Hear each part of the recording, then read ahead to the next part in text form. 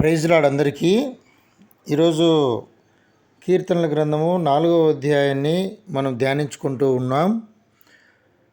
ఇక్కడ ఈ యొక్క అధ్యాయానికి పైభాగంలో ప్రధాన గాయకునికి తంతి వాద్యములతో పాడదగినది దావీదు కీర్తన అని వ్రాయడం జరిగింది.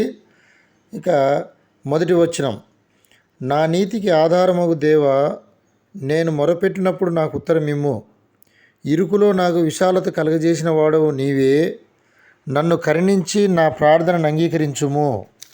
రెండవ వచనము గమనిస్తే, నరులారా, ఎంతకాలము నా గౌరవమును అవమానంగా మార్చెదరు, ఎంతకాలము వ్యర్థమైన దానిని ప్రేమించెదరు, ఎంతకాలము అబద్ధమైన వాటిని వెదకెదరు.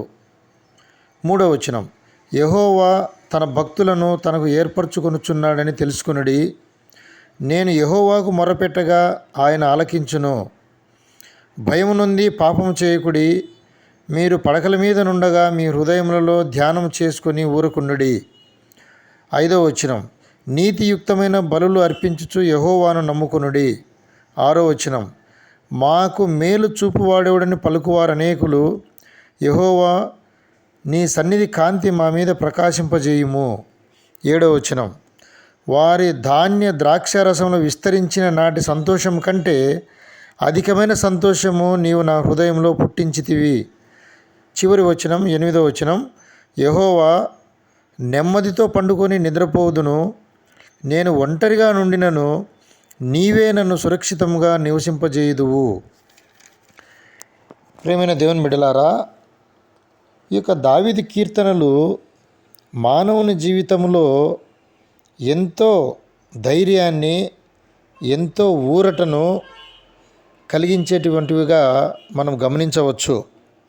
సాధారణంగా మనం ఏదైనా కృంగిపోయిన దశలో కానీ లేదా ఒక సమస్యలో కానీ మనం ఉన్నప్పుడు ఈ యొక్క దావీదు కీర్తనలో కొన్ని అధ్యాయాలు మనకెంతో ధైర్యాన్ని, మనకెంతో ఊరటనిచ్చేటిగా మనం గమనించవచ్చు. అటువంటి అధ్యాయాలలో ఈ యొక్క 4వ అధ్యాయం ఒకటిగా కూడా మనం చెప్పుకోవచ్చు. చూడండి, ఇక్కడ మొదటి వచనంలో దావీదు మహారాజు ఒక చక్కటి మాటను దేవునికి చెప్తా ఉన్నాడు. దేవుని గురించి ఏంటంటే, నా నీతికి ఆధారమగు దేవా, నేను మొరపెట్టినప్పుడు నాకు ఉత్తరం ఇమ్ము.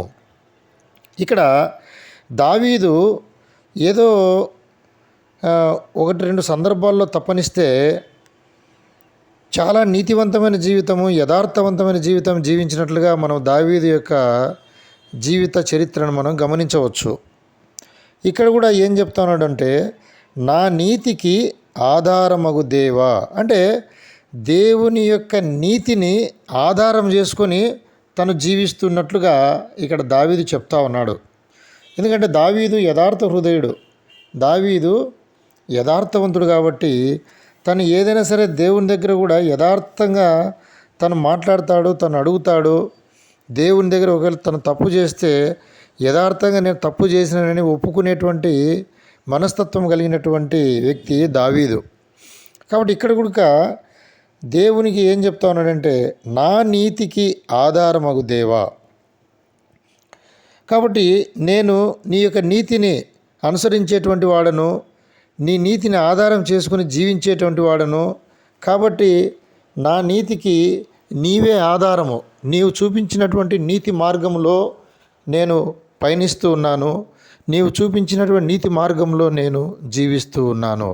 ప్రియమైన దేవుని బిడ్డలారా, ఈ యొక్క మాట నా జీవితంలో, మనందరి జీవితంలో కూడా ఈ యొక్క మాట మనకు వర్తిస్తుందని మనము గుర్తుంచుకోవాల్సిన అవసరము ఎంతైనా ఉంది. ఇక రెండవదిగా చూడండి, ఇక్కడ కొన్ని సూచనలు ఇస్తా వచ్చినాడు మానవులకు. ఏమని? నరులారా, ఎంతకాలము నా గౌరవమును అవమానంగా మార్చెదరు అంటా ఉన్నాడు. తర్వాత ఎంతకాలము వ్యర్థమైన దానిని ప్రేమించెదరు. మూడవదిగా ఎంతకాలము అబద్ధమైన వాటిని వెదకెదరు. కాబట్టి ఇక్కడ మానవులు, నరులను ఉద్దేశించి 3 చెప్తా ఉన్నాడు.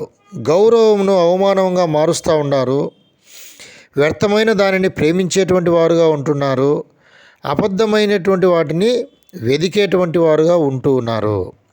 ఈ మూడిటికి ఎంతకాలము అని వాడుతూ వచ్చినాడు. కాబట్టి మానవుడు ఒక హద్దు అనేది లేకుండా, ఒక కాల పరిమితి అనేది లేకుండా వీరు 3 విషయాలు చేస్తూ వస్తూ ఉన్నారు. గౌరవమును అవమానంగా మారుస్తూ ఉన్నారు, వ్యర్థమైన దానిని ప్రేమిస్తూ ఉన్నారు, తర్వాత అబద్ధమైన వాటిని వెతుకుతూ ఉన్నారు. కాబట్టి వాటిని చెయ్యొద్దు అని మానవులకు ఒక సూచన ప్రశ్నిస్తూ ఉన్నాడు మానవులందరినీ. ఆ తర్వాత ఇంకా 4వ వచనంలో మనం చూస్తే భయము నొంది పాపము చేయకుడి అనేటువంటి ఒక సూచన ఇస్తూ ఉన్నాడు. తర్వాత పడకల మీద నుండగానే మీ హృదయములలో ధ్యానము చేసుకొని ఊరకుండుడి అని చెప్తున్నాడు. ఏమి చేయకుండా మీరు సైలెంట్గా ఉండండి. దేవుని వాక్యాన్ని మీరు ధ్యానం చేసుకుంటా హృదయములలో. మీరు ఇటువంటి పాప పనులు, దేవునికి వ్యతిరేకమైనటువంటి పనులు చేయకుండా మీరు సైలెంట్గా ఉండండి అని చెప్తా వస్తూ ఉన్నాడు. ఆ తర్వాత నీతియుక్తమైన బలులు అర్పించుచు యెహోవాను నమ్ముకొనుడి అని చెప్తా ఉన్నాడు.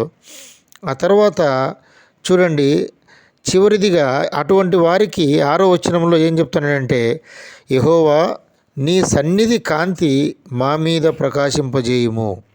ఇటువంటి వారి మీద దేవుడు తన సన్నిధి కాంతిని ప్రకాశింపజేసేటువంటి వాడుగా ఉంటూ ఉన్నాడు.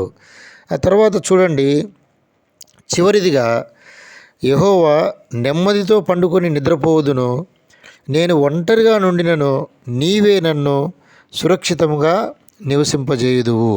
చూడండి, ఈ యొక్క 4వ అధ్యాయంలో మొదటి వచనములో దేవుని మీద ఆధారపడట ఆయన ప్రారంభిస్తూ వచ్చినాడు. చివరిగా 8వ వచనంలో కూడా దేవుని మీద ఆధారపడుతూ నేను ఒంటరిగా ఉండినను నీవే నన్ను సురక్షితంగా నివసింపజేయుదువు. అంటే దేవుడు తనకు సురక్షితాన్ని అంటే కాపుదలను, క్షేమకరమైనటువంటి కాపుదలను ఆయన ఇస్తాడు అనేటువంటి నమ్మకాన్ని దేవుని మీద ఉంచుతూ ఈ యొక్క అధ్యాయాన్ని ముగిస్తూ వచ్చినాడు. Praise lord. మరొక అధ్యాయంతో తిరిగి మనం కలుసుకుందాం. అంతవరకు దేవుడు మిమ్మల్ని దీవించి ఆశీర్వదించి తన యొక్క కృపలో భద్రపరచునుగాక. ఆమెన్.